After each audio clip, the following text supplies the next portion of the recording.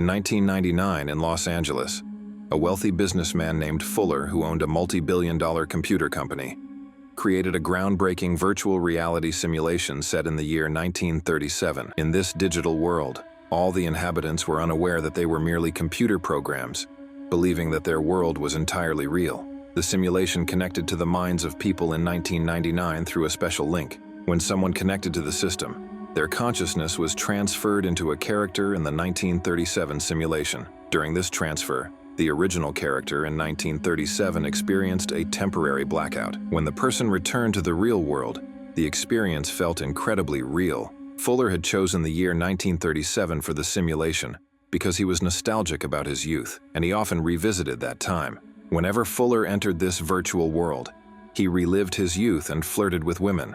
However, the inhabitants of the virtual world believed their existence was genuine, completely unaware of the simulation. Fuller would regularly visit a particular hotel in the 1937 world, where he would hand a bartender a letter. The letter was for a man named Douglas, who worked as his assistant in the real world, and also connected to the virtual world.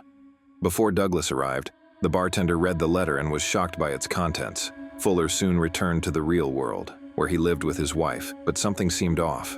Fuller had uncovered a shocking truth that he needed to share with Douglas, so he went to a hotel to call him. When Douglas didn't pick up, Fuller left a voice message for him. Suddenly, someone arrived at Fuller's door. Fuller smiled as if expecting the visitor. They went outside together, but the visitor, wearing an overcoat, killed Fuller and left. The next morning, Douglas woke up, realizing that he had been in the virtual world all night. As he entered the bathroom, he noticed bloodstains on the bathtub and a blood-soaked shirt. Just as he was trying to process what had happened, he received a voice message from Detective Larry, asking him to come to the police station immediately.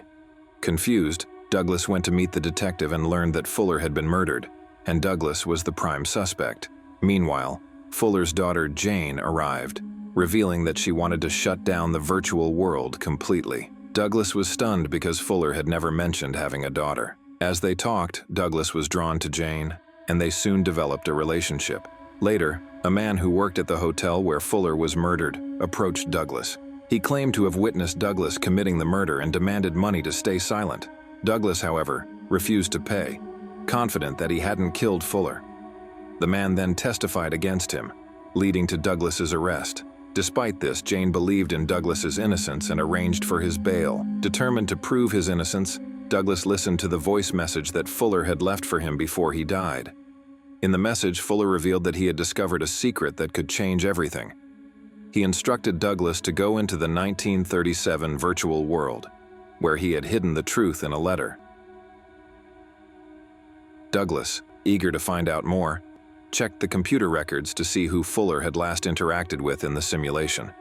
He found that Fuller had met with the bartender at the hotel. Using the system, Douglas once again entered the 1937 world, where his consciousness was transferred into the body of a bank employee. Douglas went to the same bar where Fuller had given the letter to the bartender and asked, "Did Mr. Fuller leave a letter for me?" The bartender denied it. Douglas wanted to investigate further, but found that his time in the virtual world had run out, and his consciousness returned to the real world. This confirmed that every person transferring their mind into the virtual world had a time limit. When Douglas returned to 1999, the 1937 bank employee, whose body he had inhabited, was shocked to find himself inside the bar, confused about how he got there. The bartender, who recognized him, was also surprised by his strange behavior. Back in 1999, Douglas remained the prime suspect in Fuller's murder. Moreover, the bartender from the real world, who had informed the police about Fuller's last night, had also been murdered. Douglas had visited him, though he had no memory of it. Now, Douglas was sure that the letter in the 1937 world contained the key to proving his innocence. He once again entered his avatar in the virtual world. This time he met the character who served as Mr. Fuller's avatar in the simulation. Whenever Fuller entered the virtual world, his consciousness transferred into this character, but the character had no memory of this, as the original mind of the 1937 character went into sleep mode whenever someone's consciousness from the real world took over.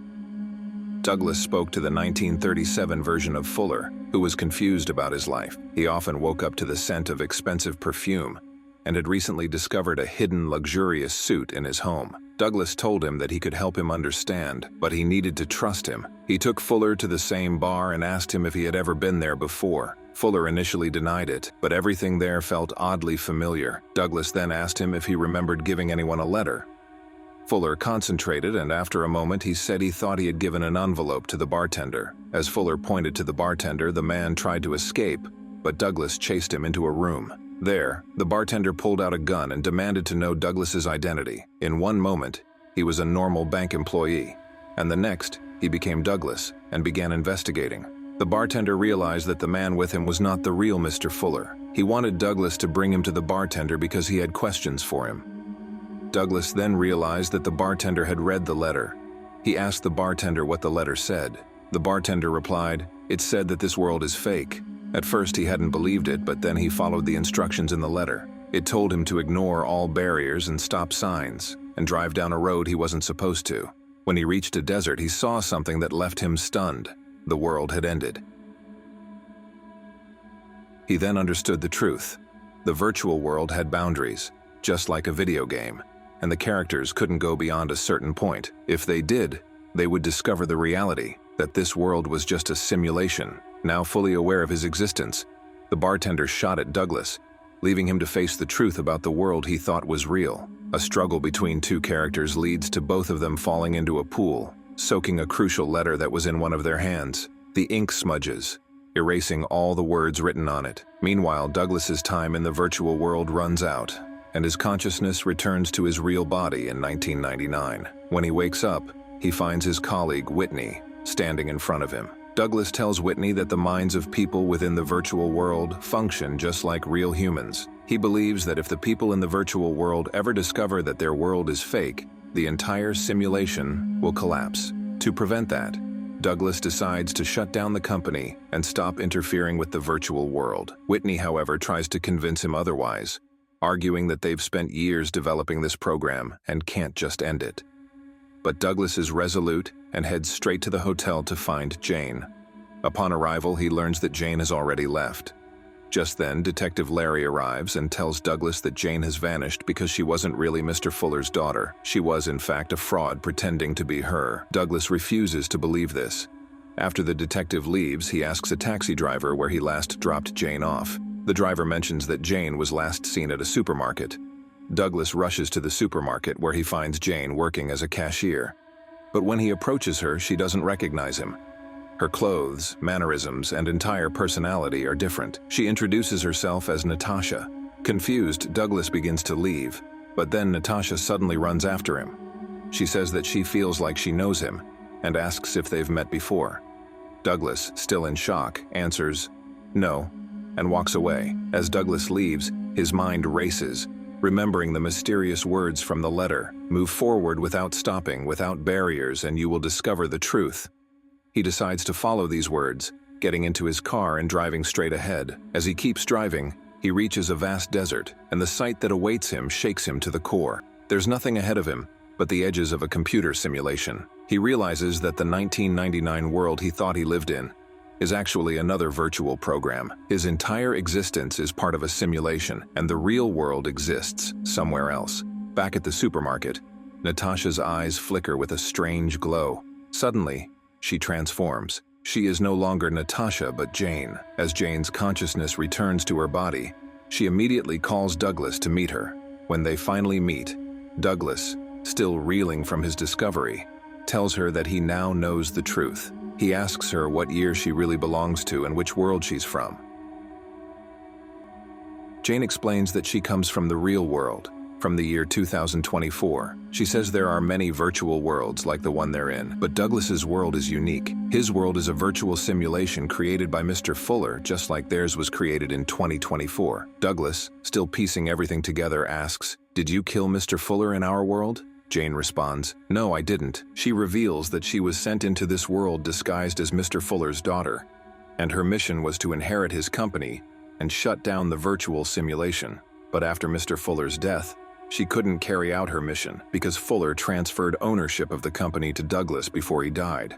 Douglas now realizes that it was he who killed Mr. Fuller. He too is just a character in the simulation, and someone from the real world entered his mind and made him kill Mr. Fuller. This explains the bloodstains on the bar counter and the blood-soaked shirt. The hotel employee recognized him because Douglas had committed the murder, not only of Fuller but also of the hotel employee. In reality, someone from the real world took control of his body and forced him to commit both murders. Jane assures him not to blame himself. It wasn't really him who killed Fuller. The one who controlled his body was her husband David from the real world. She explains that David, a psychopath, enjoyed killing people in virtual worlds. Mr. Fuller used to visit virtual worlds to fulfill his desires, and David did the same. But unlike Fuller, David took pleasure in murder. Jane further reveals that now David is after her because he knows she fell in love with Douglas. He cannot tolerate that. Douglas, who has also fallen for Jane, embraces her, and they share a moment of understanding. Meanwhile, Whitney, Douglas's colleague, also wants to experience the virtual world. He transfers his consciousness to the year 1937, entering the mind of a bartender. However, his reckless driving catches the attention of the police. The bartender, now controlled by Whitney's consciousness, gets stopped by the police. When the officer opens the trunk of the car, he finds Douglas from 1937. The man whose body was once controlled by Douglas's mind. The bartender, now driven by Whitney's consciousness, tries to run but is hit by a truck, waking up back in 1999. However, something is wrong. Whitney's behavior is now strange. The company's security guard contacts Douglas, who rushes to see Whitney. Douglas arrives to find Whitney, now acting like he is seeing the world for the first time, watching TV in complete awe. When Douglas approaches him, Whitney looks at him and says, "So this is his real world." It turns out that Whitney's consciousness is now trapped inside the bartender's body. When the bartender died in the 1937 accident, his consciousness transferred to 1999 into Whitney's body. Now the bartender, in Whitney's body, holds a gun and demands to know where he was programmed. Douglas realizes that he too is just a character, just like the bartender. He decides not to reveal the truth and instead takes the bartender, who is now in Whitney's body, to the place where the program was created, floor 13.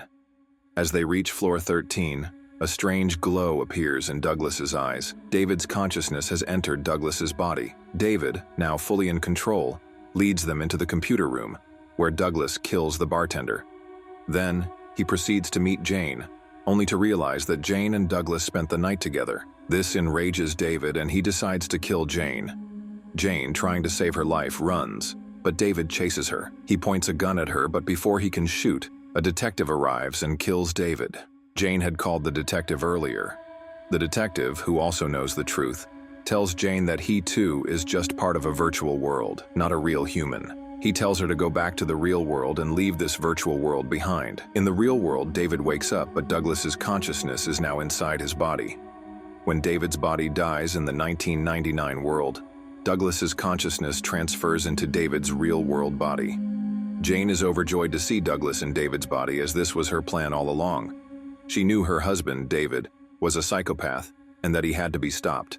Now, with Douglas in David's body, Jane's plan has succeeded. She takes Douglas outside and shows him the world of 2024, a world full of advanced technology. Douglas, completely astonished, looks at the world around him, realizing that his entire life and the world he thought he knew were just part of a virtual reality. And to be part of a great story, you just have to click on my recaps on the right. Don't forget to subscribe to return for future uploads. Grab your popcorn, enjoy yourself, and see you soon, my friend.